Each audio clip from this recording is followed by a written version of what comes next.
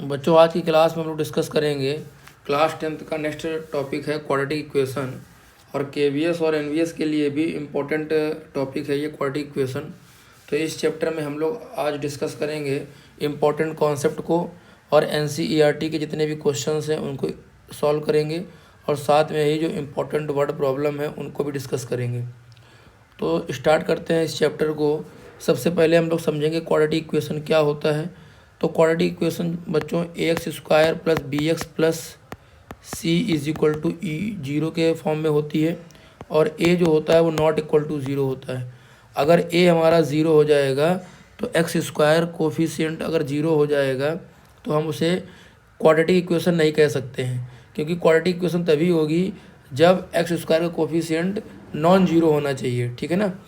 b और c zero हो सकते हैं, पर किसी भी क्वाड्रेटिक इक्वेशन का जो x² कोफिशिएंट होता है वो जीरो नहीं हो सकता है। और एक बात ध्यान रखनी है, क्वाड्रेटिक इक्वेशन है तो इसके रूट्स भी दो आएंगे, अल्फ़ा और बीटा। और इनको फाइंड करने का तरीका क्या होता है, दो तरीके आप लोग पढ़ने, एक होता है फैक्टर मेथड और एक होता है एसडीएम भी बोलते हैं, या क्वाड्रेटिक फार्मूला मेथड भी कहते हैं। एसडीएम का मतलब होता है श्रीधराचार्य मेथड। स्टेट बोर्ड में एसडीएम के नाम से दिया गया है, और सीबीएसई एनसीईआरटी में क्वाड्रेटिक फार्मूला मेथड है। होता क्या है वो, x is equal to minus B plus minus root D upon 2a। जहाँ पे जो d होता है ये आपको ध्यान रखना है कि d क्या होता है। d को हम लोग बोलते हैं डिस्क्रिमिनेंट, और इसकी वैल्यू होती है b² माइनस 4ac।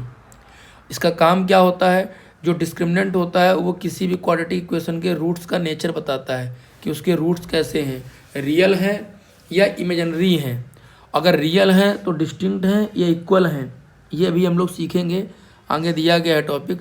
तो अभी हमको ये समझना है कि क्वाड्रेटिक इक्वेशन का जनरल फॉर्म क्या होता है, ax² plus bx plus c, और वहाँ पे a नॉन जीरो होना चाहिए। ठीक है। उसके रूट्स क्या होंगे, दो होंगे। कभी भी किसी क्वाड्रेटिक इक्वेशन के रूट्स दो से कम या ज़्यादा नहीं हो सकते हैं। आगे हम लोग डिस्कस करते हैं नेचर क्या होते हैं, नेचर क्या होता है रूट्स का। तो पहला पॉइंट दिया गया, अगर d की वैल्यू 0 से ग्रेटर देन होगी तो जो रूट्स होंगे वो डिस्टिंक्ट होंगे और रियल होंगे। डिस्टिंक्ट का मतलब होता है कि इक्वल नहीं होंगे, हम ये भी कह सकते हैं अनइक्वल रियल। इसको अगर लिखना चाहें तो हम ये भी लिख सकते हैं, इस बात को क्या लिख सकते हैं, अनइक्वल रियल, अगर d की वैल्यू 0 से ग्रेटर होगी। दूसरा कंडीशन में क्या दिया गया है कि अगर d की वैल्यू 0 से इक्वल हो जाएगी तो रूट्स जो होंगे वो इक्वल रियल होंगे। और अगर d की वैल्यू निगेटिव आएगी, लेस देन 0 आएगी, तो नॉट रियल रूट होंगे। उसको हम लोग कह सकते हैं कि इमेजिनरी रूट होंगे। और इमेजिनरी रूट को निकालना हम लोग क्लास 11th में चैप्टर है कॉम्प्लेक्स नंबर, जहाँ से हम लोग क्वाड्रेटिक को यहाँ छोड़ेंगे क्लास 10th में, वहीं से हमें क्लास 11th में शुरू करना है। कहाँ से, अभी हम लोग यहाँ पे जहाँ नॉट रियल यानी कि d अगर निगेटिव आ गया तो उसके बाद हम लोगों को आगे नहीं सॉल्व करना है कि उसके आंसर कैसे निकलेंगे। इस बात को हम लोग क्लास 11th में सीखेंगे। इसके बाद नेक्स्ट पॉइंट क्या कह रहा है कि अगर d परफेक्ट स्क्वायर है तो रूट्स क्या होंगे, रेशनल होंगे। ये भी आपको ध्यान रखना है, अगर d हमारा परफेक्ट स्क्वायर है तो उसके जो रूट्स निकलेंगे क्वाड्रेटिक के वो रेशनल रूट होंगे। नेक्स्ट पॉइंट क्या कह रहा है कि d की वैल्यू अगर 0 से ज़्यादा है और परफेक्ट स्क्वायर नहीं है तो रूट्स क्या होंगे, इरेशनल होंगे। और इरेशनल होंगे और हमेशा कॉन्जुगेट के फॉर्म में होंगे, पेयर के फॉर्म में होंगे। ये भी आपको ध्यान रखना है। जैसे अगर हम कभी आपसे कह दें कि कोई एक क्वाड्रेटिक इक्वेशन है x² plus bx plus c is equal to 0, अगर इसका एक रूट जो आया है वो 2 प्लस रूट 3 आया है, तो आप समझ जाइए कि दूसरा रूट 2 माइनस रूट 3 होगा। यानी अगर कभी भी एक रूट इरेशनल आएगा 2 प्लस रूट 3 के फॉर्म में, तो दूसरा जो आएगा वो 2 माइनस रूट 3 कन्फर्म है कि उसका होना, मतलब उसका उस रूट का होना कन्फर्म है। तो ये आपको ध्यान रखना है। कई बार आपसे बोल देता है कि आपको इक्वेशन नहीं देगा, आपसे बोलेगा एक इक्वेशन है x² plus bx plus c, यानी कि एक जनरल फॉर्म दे देगा, और आपसे बोलेगा एक रूट अल्फ़ा आपको दिया गया है, बताइए बीटा क्या होगा। तो इस केस में आपको यही इसमें ध्यान रखना है कि अगर अल्फ़ा इरेशनल के फॉर्म में दिया गया है तो उसका दूसरा रूट कॉन्जुगेट के फॉर्म में लिख देना है आपको। और ये कब होंगे, जब d की वैल्यू 0 से बड़ी होगी और d परफेक्ट स्क्वायर हमारा नहीं होगा।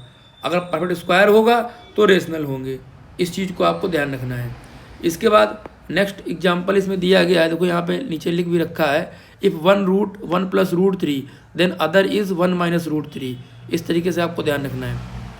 नेक्स्ट पॉइंट क्या है कि अगर कोई इक्वेशन दी गई है क्वाड्रेटिक की ax² + bx + c = 0 और अल्फा प्लस बीटा पूछा जाएगा तो -b/a होता है।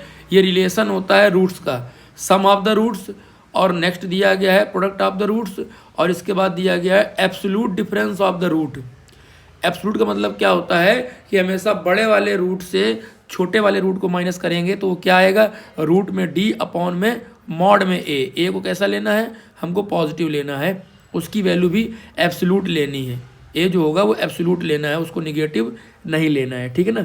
तो ये कुछ रिलेशन आपको याद रखने हैं जो क्वाड्रेटिक इक्वेशन में हमको यूज़ करने हैं। इसके बाद हमसे बोल रहा है ग्राफिकल मीनिंग क्या होगा क्वाड्रेटिक इक्वेशन का। तो कह रहा सबसे पहली बात तो ये ध्यान रखना है कि जो क्वाड्रेटिक इक्वेशन ग्राफ होता है वो पैराबोलिक के फॉर्म में होता है। पैराबोला, अच्छा पैराबोला क्या होता है तो आप समझेंगे। पैराबोला आपको, हालांकि यहाँ पे तो दो तरह के ही पढ़ने हैं, एक अपवर्ड पैराबोला पढ़ना है और एक डाउनवर्ड पैराबोला पढ़ना है। वैसे क्लास 11 में जब आप जाओगे तो एक चैप्टर है कोनिक सेक्शन, तो वहाँ आपको बताया जाएगा पैराबोला के जो टाइप होते हैं वो 4 होते हैं। एक होता है अपवर्ड पैराबोला, एक होता है डाउनवर्ड पैराबोला, और एक होता है जिसको बोलते हैं राइट हैंड पैराबोला, और एक होता है लेफ्ट हैंड पैराबोला, ठीक है ना। तो वो आप क्लास 11 में पढ़ेंगे। अभी क्लास 10th में आपको ध्यान रखना है कि क्वाड्रेटिक इक्वेशन का जो ग्राफ होगा वो पैराबोलिक होगा, और पैराबोलिक में 2 केस होंगे, एक अपवर्ड पैराबोला, एक डाउनवर्ड पैराबोला। अपवर्ड पैराबोला कब होता है, जब ए पॉजिटिव होगा। देखो यहाँ पे लिखा भी हुआ है, नेक्स्ट पॉइंट लिखा है, इफ़ a > 0 देन क्या होगा, क्वाड्रेटिक इक्वेशन का ग्राफ होगा अपवर्ड पैराबोला। अगर a < 0 होगा तो क्वाड्रेटिक इक्वेशन का ग्राफ कैसा होगा, डाउनवर्ड पैराबोला। अगर उस पैराबोला का वर्टेक्स पूछा जाएगा आपसे तो आप याद रखेंगे -b/2a, -d/4a। ये फार्मूला आप लोगों को याद रखना है। कई बार आपको इक्वेशन देता है और बोल देता है कि इस इक्वेशन के ग्राफ के वर्टेक्स बताइए क्या होंगे। वर्टेक्स का मतलब क्या होता है, सबसे हायर पॉइंट या सबसे लोअर पॉइंट। अगर अपवर्ड पैराबोला है तो सबसे लोअर पॉइंट हमारा क्या हो जाएगा, ये वाला हो जाएगा इस तरीके से।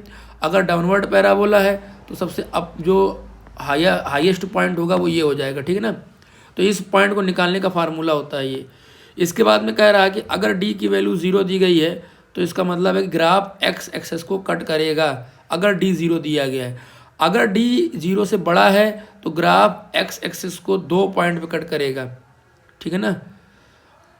और अगर d की वैल्यू <0 दी गई है तो ग्राफ कहीं भी x को नहीं कट करेगा। इसको आपको ध्यान कैसे रखना है, अगर d की वैल्यू 0 दी गई है तो ग्राफ जो होगा वो x एक्सेस को टच करेगा। किस तरीके से, एग्जाम्पल हम आपको दिखाते हैं कैसे टच करेगा। सपोज इसी में देख लीजिए, इस तरीके से हो जाएगा। तो हो सकता है ग्राफ आपका ऐसा बन रहा हो, इस तरीके से ऐसा बन रहा होगा। तो इसे हम क्या बोलेंगे कि d की वैल्यू क्या है, 0 के इक्वल है। और अगर d की वैल्यू 0 से बड़ी होगी तो ग्राफ जो बन रहा होगा वो कुछ इस तरीके से बनेगा। हम इरेज करके बना के आपको दिखाते हैं। इस तरीके से ये जो पॉइंट हैं इनसे आप बड़ी आसानी से पहचान सकते हैं। तो आपका ग्राफ कुछ ऐसा बन रहा होगा। अगर d की वैल्यू 0 से बड़ी होगी तो किसी 2 पॉइंट पे वो कट कर रहा होगा x एक्सेस पे, और अगर d की वैल्यू निगेटिव होगी तो जो ग्राफ होगा वो x एक्सेस पे टच नहीं करेगा, न कट करेगा न टच करेगा। 3 केस याद रखने हैं, d = 0 तो ग्राफ टच करेगा x एक्सेस को, अगर d की वैल्यू 0 से ग्रेटर होगी तो ग्राफ जो होगा वो x एक्सेस को 2 पॉइंट पे कट करेगा, और अगर <0 होगी तो न टच करेगा और ना कट करेगा, ठीक है। बढ़ते हैं नेक्स्ट पॉइंट पे। इसमें कह रहा है अगर क्वाड्रेटिक इक्वेशन का एक रूट जो है, कह रहा है इफ क्वाड्रेटिक इक्वेशन का जो रूट्स हैं वो p, q हैं तो गिवन जो इक्वेशन होगी, ये भी आपको ध्यान रखना है कैसे। अगर कभी भी आपसे कहता है कि कोई क्वाड्रेटिक इक्वेशन है उसके रूट्स दिए गए हैं p और q, p q हो सकते हैं, अल्फ़ा बीटा हो सकते हैं, उससे कोई मतलब नहीं। तो आपको सम ऑफ द रूट्स निकाल लेना है और निकालना है प्रोडक्ट ऑफ द रूट्स। जब ये दोनों आप निकाल लेंगे तो अगर आपसे कहा जाता है कि इक्वेशन बताइए क्या होगी, तो क्वाड्रेटिक इक्वेशन जो होगी वो होगी x² minus sum of the roots into x plus product of the roots equal to 0। ये आपको ध्यान रखना है, ठीक है ना। ये इक्वेशन निकालने का तरीका है। अगर आपको रूट्स दिए जाए, अगर इक्वेशन दी गई है तो आपको रूट्स निकाल लेने हैं, या तो फैक्टर मेथड से या क्वाड्रेटिक फार्मूला मेथड से, ठीक है। इसके बाद में एक इम्पॉर्टेंट पॉइंट और भी दिया गया है कि अगर कभी भी कोई दो इक्वेशन है क्वाड्रेटिक, उसमें एक कोई रूट कॉमन है, इक्वेशन आपको दी गई है किस तरीके से, a1x² b1x plus c1 is equal to 0। दूसरी इक्वेशन क्या दी गई, a2x² plus b2x plus c2 equal to 0। अगर इसमें एक रूट कॉमन है तो उस केस में कंडीशन जो हमको याद रखनी है वो क्या रखनी है, c1a2 माइनस c2a1 का whole square is equal to b1c2 minus b2c1 in one bracket and in other bracket a1 b2 minus a2 b1। इस कंडीशन को यूज करके कई बार आपसे क्या एग्जाम में क्वेश्चन पूछ लेता है कि दो आपको इक्वेशन देगा और कहेगा एक रूट कॉमन है तो इसको प्रूफ कीजिए। तो इसमें अगर आप वैल्यू पुट कर देंगे तो वो कंडीशन अपने आप प्रूफ हो जाएगी, ठीक है। इसको आपको ध्यान रखना है। आगे आपसे कह रहा है कि अगर दोनों जो रूट हैं क्वाड्रेटिक इक्वेशन के वो कॉमन हो जाए, अगर हमें कभी भी ऐसा कोई केस मिलता है कि दोनों रूट्स कॉमन हैं तो उस इक्वेशन को आपको जो कंडीशन याद रखना है वो क्या याद रखना है, a1/a2 b1/b2 c1/c2, ये तीनों जो रेशियो होंगे वो इक्वल हो जाएंगे। तो कई बार इससे भी आपको क्वेश्चन मिल सकता है एग्जाम में। हालांकि क्लास 10th के बोर्ड एग्जाम में इन दोनों कॉन्सेप्ट से क्वेश्चन बहुत कम देखने को मिलता है, लेकिन आप फिर भी देख लीजिए, इसको कोई बहुत कठिन नहीं है। जो लोग KVS NVS की प्रिपरेशन कर रहे हैं टायर 2 की, वो लोग जरूर इसको ध्यान से देख लें। इसके बाद नेक्स्ट जो पॉइंट है हमारा, कह रहा अगर हमें रेंज निकालना होगा quadratic equation ax² plus bx plus c equal to अगर y लेट कर ले तो जो y की वैल्यू होगी वो बिलोंग करेगी, कह रहा है in close bracket -d/4a comma infinite open bracket. अब देखिए ये ब्रैकेट क्या होते हैं, ये आपको क्लास 11th में सिखाए जाएंगे। क्लोज ब्रैकेट मतलब क्या होता है, जैसे मान लीजिए लिखा है क्लोज ब्रैकेट a, b लिखा है, तो इसका मतलब है कि जो वैल्यू है y की वो a के क्या होगी, इक्वल होगी। यहाँ से इसका मतलब क्या हुआ कि a और b का मतलब क्या हुआ, इसको हम ऐसे लिख सकते हैं कि जो y होगा वो b से लेस और इक्वल टू होगा और a से ग्रेटर और इक्वल टू होगा। यानी जो बिग ब्रैकेट होता है वो ये रिप्रेजेंट करता है कि जो वैल्यू है वो इक्वल है और ग्रेटर है, यानी कि हमें उस वैल्यू को लेना है, उसके बाद उससे बड़ी वैल्यू लेनी है। और जो b दिया गया है इसका मतलब क्या है, अगर b हमारा ऐसे लिखा हुआ है बिग ब्रैकेट के पास में, तो हम इसको कह सकते हैं कि b लेना है और उससे छोटी वैल्यू लेनी है। यही बात अगर ऐसे लिखी होती a, b, इसका मतलब क्या होता है कि हमको वो वैल्यू लेनी है जो a से सिर्फ बड़ी हो, इक्वल नहीं होनी चाहिए, a से बड़ी हो और b से छोटी हो। अगर एक एग्जांपल हम और आपको बताएं तो क्या ले सकते हैं, सपोज अगर हम आपसे कहें कि बताइए एक इंटरवल दिया गया है, ऐसे लिखा हुआ है, इंटरवल लिखा हुआ है 3,7 और आपसे कहें बताइए इसमें इस इंटरवल में कौन कौन सी वैल्यू होंगी, तो आप कहेंगे 3, 4, 5, 6, 7, यानी 3 और 7 को भी लेना है। और अगर ओपन में लिखा हो 3,7 तो आपको सिर्फ बताना क्या है 4, 5, 6, यानी कि हमको 3 और 7 नहीं लेने हैं। तो जब भी ओपन ब्रैकेट दिया जाएगा, स्मॉल ब्रैकेट बोलते हैं इसको, तो हमेशा क्या करना है, बाउंड्री को छोड़ देना है। और अगर हमको क्लोज ब्रैकेट दिया जाएगा जिसको बिग ब्रैकेट बोलते हैं, तो हमेशा बाउंड्री को भी लेना है और बीच की वैल्यू भी लेनी है। अब क्योंकि यहाँ इनफाइनाइट जो होता है वो एक ऐसी वैल्यू है जिसको हम नहीं जानते हैं, तो इसलिए हम वहाँ पे क्लोज नहीं लगा सकते हैं, इसलिए वहाँ पे हमको ओपन ब्रैकेट यूज़ करना होता है।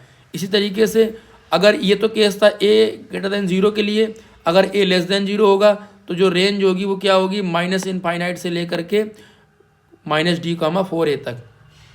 क्योंकि -d/4a फाइनाइट वैल्यू है तो हमें क्लोज ब्रैकेट यूज़ करना है, क्योंकि वहाँ तक हम जा सकते हैं, पहुँच सकते हैं।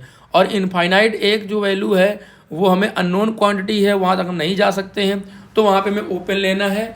हम ये कह सकते हैं कि इनफाइनाइट की जो पहले वैल्यू होंगी वो सारी हमारी यूज़ में आएंगी, इनफाइनाइट को हमको नहीं लेना है। तो रेंज निकालने का फार्मूला ये होता है। आगे दिया गया है सोल्यूशन क्या है क्वाड्रेटिक इक्वेशन के, तो दो तरीके से सोल्यूशन निकाल सकते हैं, दो तरीके से, एक फैक्टर मेथड से और दूसरा क्वाड्रेटिक फार्मूला मेथड से। फैक्टर मेथड क्या होते हैं कि हमको a और c जो होता है उसको मल्टीप्लाई करना होता है और जो रिजल्ट आएगा उसको ऐसे ब्रेक करना होता है कि वो b में टूट जाए ऐड या माइनस करने पे। अभी हम क्वेश्चन करेंगे तब हम आपको बताएंगे कैसे करना है। दूसरा है क्वाड्रेटिक फार्मूला मेथड। अब ये मेथड क्या होता है हम आपको डेरिवेट कर देते हैं कि ये मेथड कहाँ से आया कैसे, तो इसको ध्यान से देखिए। सपोज हमारी इक्वेशन दी गई है x² + bx + c = 0। अच्छा, एक और होता है मेथड जिसे बोलते हैं कंप्लीटिंग स्क्वायर मेथड। एक और मेथड होता है कंप्लीटिंग स्क्वायर मेथड। ये मेथड अब रिड्यूस कर दिया गया है क्लास 10th में, पहले ये होता था। तो अगर इस मेथड को भी आपको सीखना है तो ये मेथड भी आपको क्वाड्रेटिक फार्मूला प्रूव करने में, डेरिवेशन करने में आपको समझ में आ जाएगा। कंप्लीटिंग स्क्वायर मेथड जो बोलता है वही सारे स्टेप यूज़ करके क्वाड्रेटिक फार्मूला मेथड डिराइव करेंगे। ये भी हम कह सकते हैं कि क्वाड्रेटिक फार्मूला जो डेरिवेशन है वो कंप्लीटिंग स्क्वायर मेथड की हेल्प से ही होता है। अब क्या करते हैं, तो ये दोनों चीज़ें एक साथ हम लोग सीखेंगे। ठीक है, हम लोग ड्राइव क्या कर रहे हैं, क्वाड्रेटिक फार्मूला, और किसकी हेल्प से, कंप्लीटिंग स्क्वायर मेथड की हेल्प से। अगर कोई भी क्वाड्रेटिक इक्वेशन आपको दी जाती है और आपसे कहा जाता है कि इसको कंप्लीटिंग स्क्वायर मेथड से सॉल्व कीजिए, तो आप लोग आसानी से कर लेंगे। अब इसमें प्रोसेस में आपको 3 स्टेप याद रखने हैं। सबसे पहला स्टेप क्या है कि हमें जो भी इक्वेशन क्वाड्रेटिक दी गई है उसका x² का कोफिशिएंट हमको 1 बनाना है। तो कैसे करेंगे, हम पूरी इक्वेशन में डिवाइड कर देंगे उसके कोफिशिएंट का, किसके, x² कोफिशिएंट का। तो अगर हम दोनों तरफ a का डिवाइड कर दें तो हमारी इक्वेशन क्या हो जाएगी, x² + b/ax + c/a = 0। 0 में a डिवाइड करेंगे तो 0 ही आएगा। तो ये हो गया पहला स्टेप। दूसरा स्टेप क्या होगा कि हमें कांस्टेंट को राइट हैंड साइड ले जाना है। क्या हो जाएगा दूसरा स्टेप कि जो हमारा कांस्टेंट है b/ax को रखेंगे और कांस्टेंट को हमें राइट हैंड साइड ले जाना है, तो ये माइनस का हो जाएगा। ठीक है, ये हो गया हमारा दूसरा स्टेप। अब हमारा जो तीसरा स्टेप है, बस 3 स्टेप आपको फॉलो करने हैं, कोई भी quadratic equation completing square method में टूट जाएगी, यानी वो बन जाएगा कंप्लीट स्क्वायर। ठीक है, तो थर्ड स्टेप क्या होगा, उसमें हमें क्या करना है, जो कोफिशिएंट x का है, यहाँ पे क्या है b/a, इसके जो b/a है इसको हाफ करना है। तो b/a का हाफ करेंगे तो क्या आ जाएगा b/2a, और इसका स्क्वायर करके राइट हैंड साइड और लेफ्ट हैंड साइड ऐड कर देना है। तो हमारा रिजल्ट क्या हो जाएगा, जब हम ये थर्ड स्टेप करेंगे तो हमारा रिजल्ट होगा x² + b/ax प्लस का b/2a का होल स्क्वायर, और उधर भी ऐड करेंगे तो b/2a का होल स्क्वायर माइनस c/a। ये हमारा आ गया थर्ड स्टेप। थर्ड स्टेप के बाद आपको करना क्या है, आपको देखना है लेफ्ट हैंड साइड में, तो आपको दिखाई क्या पड़ेगा कि जो x² b/a को लिख सकते हैं 2b/2a × x लिख सकते हैं, क्योंकि 2 से 2 कैंसिल हो जाएगा। और बाकी हमें क्या करना है, एज इट इज़ कॉपी कर देना है और कोई इसमें चेंज नहीं करना है। इधर चाहें तो हम इसका स्क्वायर खोल सकते हैं, b²/4a² हो जाएगा माइनस c/a हो जाएगा। अब देखिए यहाँ पे लेफ्ट हैंड साइड में फार्मूला बन रहा है a² + 2ab प्लस का b²। तो ये किसका फार्मूला बन गया, x + b/2a का होल स्क्वायर बन जाएगा = उधर हम सिंप्लीफाई करेंगे तो 4a² यहाँ एलसीएम ले लेंगे तो b² - 4ac बन गया। अब इसका स्क्वायर रूट ले लेंगे, हम दोनों तरफ स्क्वायर रूट ले लेंगे तो x + b/2a = हो जाएगा प्लस माइनस रूट के अंदर क्या हो जाएगा b² - 4ac अपॉन 4a² को हम 2a लिख सकते हैं। अब अगर हम b/2a को उधर भेज दें राइट हैंड साइड में तो क्या हो जाएगा, x - b/2a plus minus root के अंदर b² - 4ac जो होता है वो d होता है, अपॉन क्या होगा 2a। तो x = 2a, यहाँ पे हम एलसीएम ले लेंगे तो क्या होगा -b प्लस माइनस √d/2a। ये हमारा क्वाड्रेटिक फार्मूला डिराइव हो गया। तो आपको क्वाड्रेटिक फार्मूला डिराइव करने में क्वाड्रेटिक इक्वेशन का एक मेथड भी सीख लिया आपने, कंप्लीटिंग स्क्वायर मेथड। अगर किसी इक्वेशन को कंप्लीटिंग स्क्वायर मेथड से आपको सॉल्व करना है तो आपको यही स्टेप फॉलो करने हैं। सबसे पहले x² के कोफिशिएंट को 1 बनाना है, इसके बाद में जो भी कांस्टेंट टर्म है उसको राइट हैंड साइड ले जाना है, इसके बाद में एक्स के कोफिशिएंट का हाफ करना है और दोनों साइड आपको स्क्वायर करके ऐड कर देना है। तो लेफ्ट हैंड साइड में बन जाएगा कंप्लीट स्क्वायर और राइट हैंड साइड जो वैल्यू है उसको सॉल्व कर लेंगे। एक बार हम पॉजिटिव ले लेंगे, एक बार नेगेटिव ले लेंगे। इस तरीके से हमको 2 रूट मिल जाएंगे किसी भी क्वाड्रेटिक इक्वेशन के। इसके बाद में एक रिमार्क दिया गया है कि अगर किसी क्वाड्रेटिक इक्वेशन के रूट्स का रेसिप्रोकल कर दिया जाए, मान लीजिए आपको पहले रूट दिए गए थे जो अल्फा बीटा, वो अब ले लिए गए 1/अल्फा 1/बीटा, तो जो चेंजमेंट आएगा क्वाड्रेटिक इक्वेशन में वो क्या आएगा, उसके कोफिशिएंट को हमें चेंज कर देना है। पहले जो क्वाड्रेटिक इक्वेशन थी हमारी वो क्या थी, ax² plus bx plus c। अगर हमने रूट उसके अल्फा बीटा जब थे तब अगर हमने रूट्स को 1/अल्फा 1/बीटा ले लिया तो अब जो नई इक्वेशन होगी वो क्या होगी, cx² plus bx plus a = 0। यानी हमने क्या किया है, a और c के प्लेस को चेंज कर दिया, बस ये करना है। अगर कभी भी किसी क्वाड्रेटिक इक्वेशन के रूट्स को रेसिप्रोकल कर देंगे तो उसकी इक्वेशन में केवल a और c की पोजीशन चेंज हो जाएगी, b जहाँ पे था वहीं रहेगा और नई इक्वेशन बना के लिख देंगे। बच्चे क्या करते हैं कि उसको सॉल्व करने लग जाते हैं। सॉल्व करने में टाइम वेस्ट नहीं करना है, बड़ी आसानी से जो इक्वेशन आपको दे रखी है उसमें a और c की पोजीशन को आप चेंज कर देंगे, नई इक्वेशन आपको मिल जाएगी। इसी के साथ में इस चैप्टर के जो भी कॉन्सेप्ट थे इम्पोर्टेंट वो आपसे डिस्कस हो गए। थोड़ा तेज हम क्लास को इसलिए ले रहे हैं ताकि आपकी जो क्लास है ज़्यादा लंबी ना हो पाए, और ये कॉन्सेप्ट आपने पढ़ रखे हैं, हमने सिर्फ रिवीजन के लिए आपसे डिस्कस किए हैं। अब हम लोग जो एक्सरसाइज है NCERT बुक में 4.1 उसको सॉल्व करेंगे। क्वेश्चन नंबर फर्स्ट में क्या कह रहा है कि क्वाड्रेटिक इक्वेशन को आपको चेक करना है कौन सा पार्ट क्वाड्रेटिक इक्वेशन है कौन सा नहीं है। तो आपको ध्यान क्या रखना है कि जो भी क्वाड्रेटिक इक्वेशन होती है उसकी डिग्री जो होती है उस इक्वेशन की वो ऑलवेज 2 होती है। तो अगर किसी इक्वेशन में अगर हाईएस्ट पावर 2 है तो उसे क्वाड्रेटिक कहेंगे, अगर 2 से ज़्यादा है तो भी क्वाड्रेटिक नहीं कहेंगे, 2 से कम है तब भी नहीं कहेंगे। पहला पार्ट देखिए, इसको अगर आप सिंप्लीफाई करेंगे, हमें एक पार्ट करके आपको दिखाते हैं, बाकी सारे आपको सिंप्लीफाई स्वयं करने हैं। हम सभी में केवल ये बता देंगे कि क्वाड्रेटिक है या नहीं है। अब देखिए इसको सिंप्लीफाई करेंगे तो x² + 1 + 2x आएगा और इधर क्या आएगा 2x - 6 आएगा, ये कैंसिल आउट हो जाएगा 2x। तो x² इसको इधर लेके आएंगे तो प्लस का 7 = 0। हमने आपसे क्या कहा था, x² होना चाहिए, x और कांस्टेंट नहीं है, कोई फर्क नहीं पड़ता है, उसे क्वाड्रेटिक इक्वेशन हम कहेंगे। तो पहला जो पार्ट होगा ये क्वाड्रेटिक है।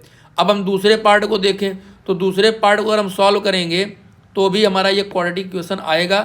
आप लोग इसको सॉल्व करके देखिएगा।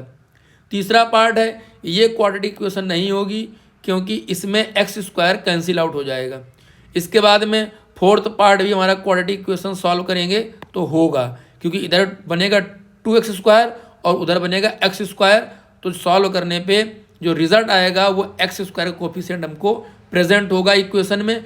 बाकी से कोई फर्क नहीं पड़ता है, हमें इक्वेशन को सिंप्लीफाई करना है और उसमें देखना है कि x² प्रेजेंट है या नहीं।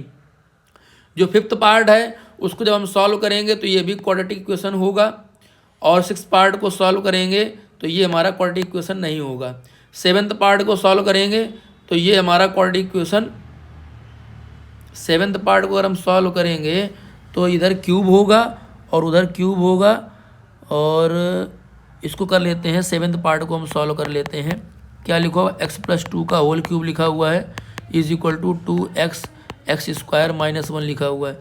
हालांकि ये होगा नहीं, करके देख लेते हैं। तो x³ हो जाएगा, +2 का क्यूब 8 हो जाएगा, और प्लस का होता है 3a²b, तो 3x² यानी 3 × 2 = 6, 3 × 2 = 6 हो जाएगा, 6x² आएगा, और प्लस 3ab², तो 4 × 12x हो जाएगा, = 2x³ हो जाएगा, माइनस का 2x।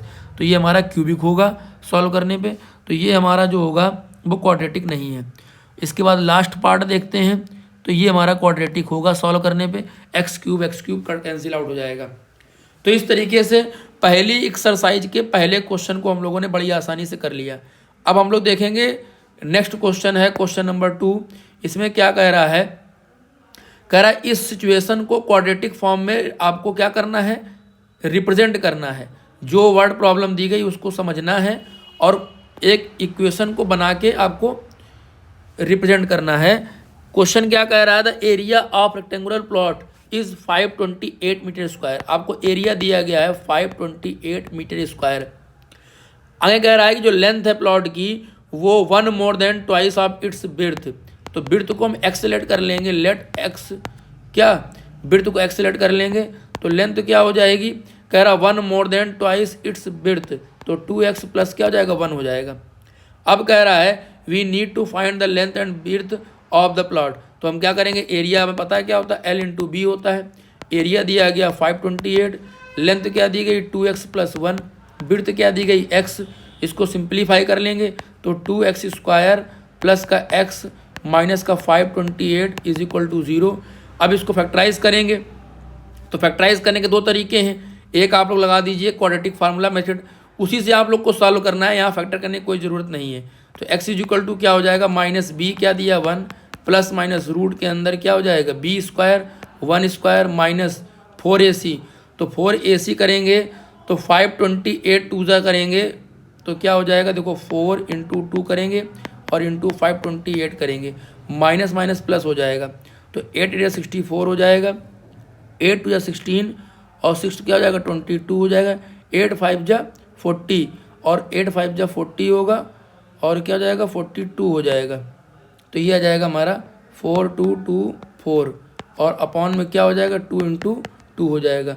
अब ज़रा आपको देखना है कि 4224 जो होता है 1 ऐड करने के बाद बन जाएगा 4225, इसका रूट क्या होगा। तो आप लोग गेस कर सकते हैं क्या होगा इसका, अगर हम 4225 करें तो इसका रूट क्या हो सकता है, 4225 का रूट होगा अप्रॉक्स 65 होगा इसका।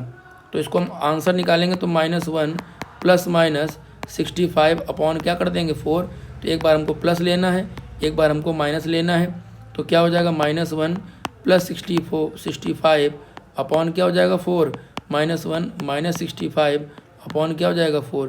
तो ये हो जाएगा 64 अपॉन 4, यहाँ आंसर आ जाएगा 16 और यहाँ हो जाएगा 66 अपॉन 4। तो ये हमारा कैंसिल हो जाएगा, तो माइनस का आंसर क्या आ जाएगा, माइनस का 2 से करेंगे तो 33 अपॉन 2 आएगा। ये दो आंसर आ जाएंगे, एक आएगा 16 और एक -33 अपॉन 2। तो इस तरीके से ये हमारा पहला पार्ट कंप्लीट हो गया। सारे पार्ट हम सॉल्व नहीं करेंगे, हम सिर्फ इक्वेशन बना देंगे, आप लोगों को क्वाड्रेटिक लगा करके फार्मूला मेथड आंसर निकालना है, ठीक है ना, क्योंकि क्लास को ज़्यादा लंबा करने से आप लोगों को ठीक है दिक्कत होगी। हम जल्दी से जल्दी सारे क्वेश्चन कराने की कोशिश करेंगे। इसका सेकेंड पार्ट क्या कह रहा है, सेकेंड पार्ट आपसे बोल रहा है, कह रहा था product of 2 consecutive positive integer is 306। जब भी हमें कोई दो लगातार पॉजिटिव इंटीजर लेने होते हैं तो हम n+1 लेते हैं। कोई भी पॉजिटिव इंटीजर के आगे वाला जो होगा +1 करने से मिलता है, तो हमें एक n ले लिया, एक n+1 ले लिया और इनका जो मल्टीप्लाई वो दिया गया 306। तो इक्वेशन क्या होगी, n square plus n minus का 306 इज इक्वल टू 0। अब इसके क्या कर लेंगे, फैक्टर कर लेंगे हम। तो फैक्टर कर लीजिए, ये आप सीधे लगा दीजिए क्वाड्रेटिक फार्मूला, क्या होगा x is equal to minus B, B क्या दिया है, अच्छा कंपेयर करना भी आपको आना चाहिए। a की वैल्यू क्या दी गई, यहाँ 1 दी गई है, b की वैल्यू क्या दी गई 1 दी गई है और c क्या दिया माइनस का 306। a क्या होता है, कोफिशिएंट होता है एक्स स्क्वायर का, b क्या होता है कोफिशिएंट ऑफ x और c क्या होता है कांस्टेंट टर्म। तो हमें फार्मूला पता है x इक्वल टू क्या होता है minus B plus minus root के अंदर b square minus 4ac upon में क्या होगा 2a। तो यहाँ रखेंगे तो माइनस b क्या है 1 दिया प्लस माइनस रूट के अंदर b स्क्वायर तो 1 हो जाएगा और माइनस माइनस क्या हो जाएगा प्लस 4 6 या 24 4 3 या 12।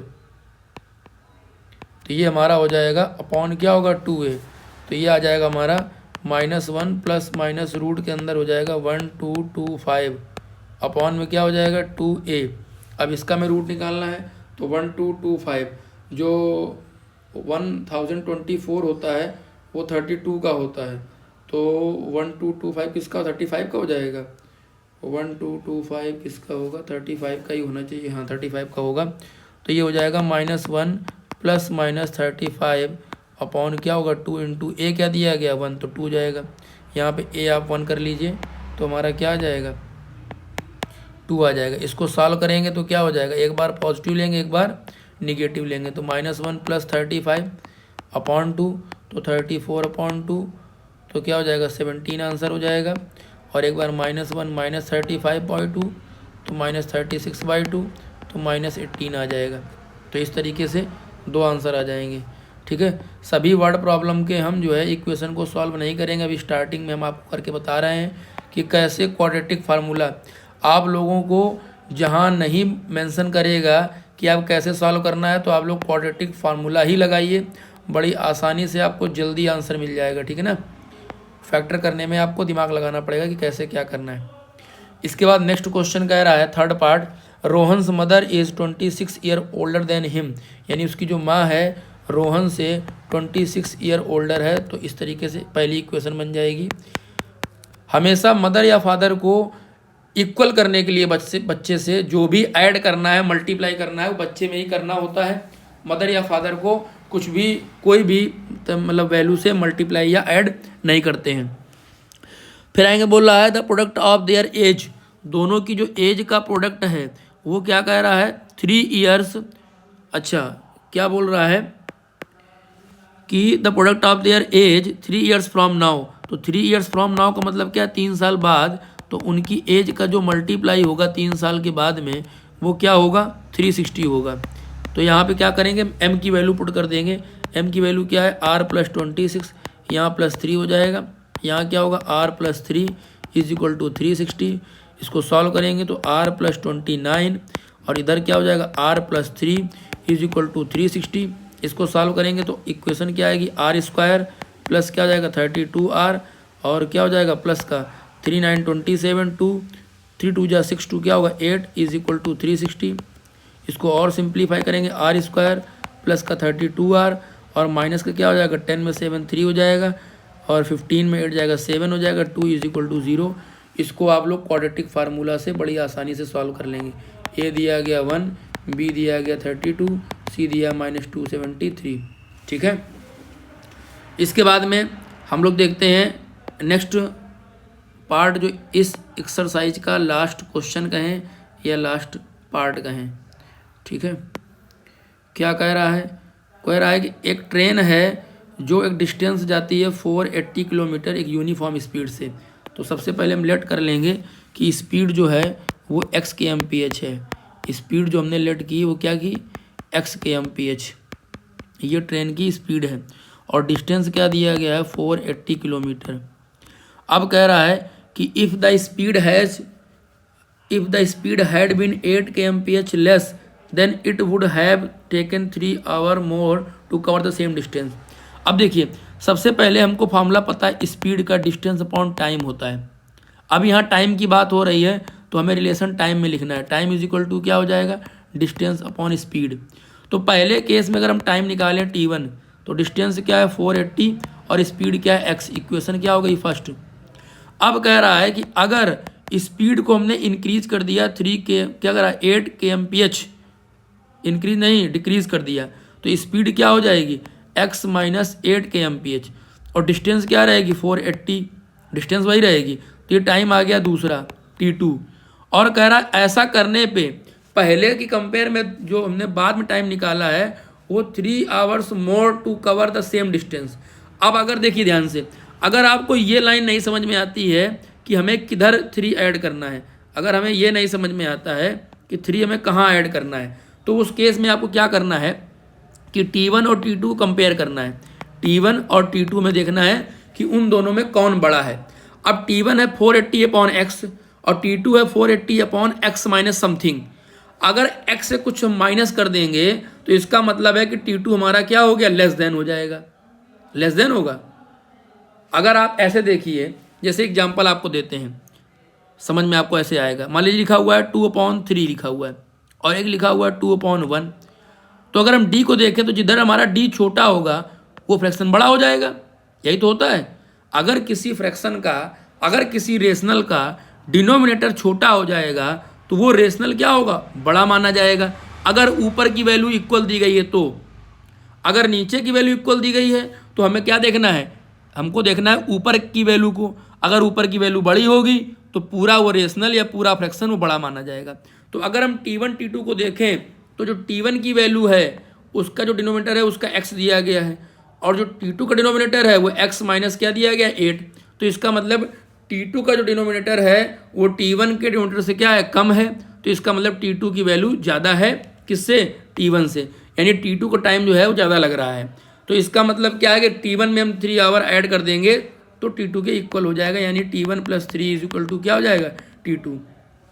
तो इस तरीके से आपको क्या हो, कोई दिक्कत नहीं होगी।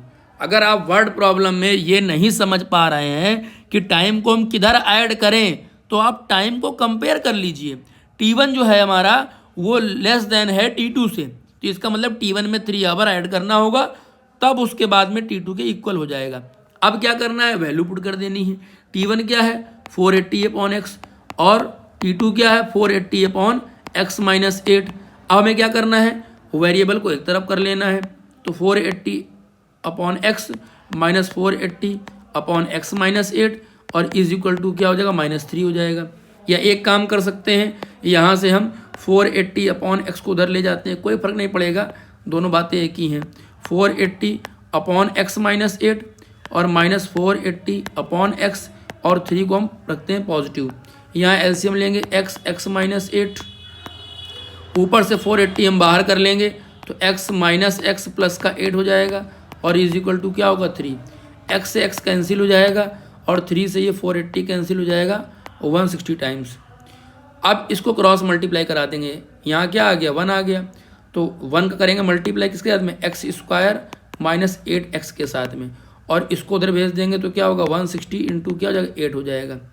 इसको और सिंप्लीफाई करेंगे तो x² माइनस 8x और ये क्या हो जाएगा 0, 8 6 क्या हो जाएगा 48 और 8 बन जाए 8 4 12, तो क्या हो जाएगा 1280। अब हमें इसको क्या करना है, क्वाड्रेटिक फार्मूले से x की वैल्यू फाइंड कर लेनी है। तो आप लोग कर लेंगे, हम इसको सॉल्व नहीं कर रहे हैं, हम सिर्फ आपको इक्वेशन बना के दे देंगे, आपको इसको सॉल्व करना है।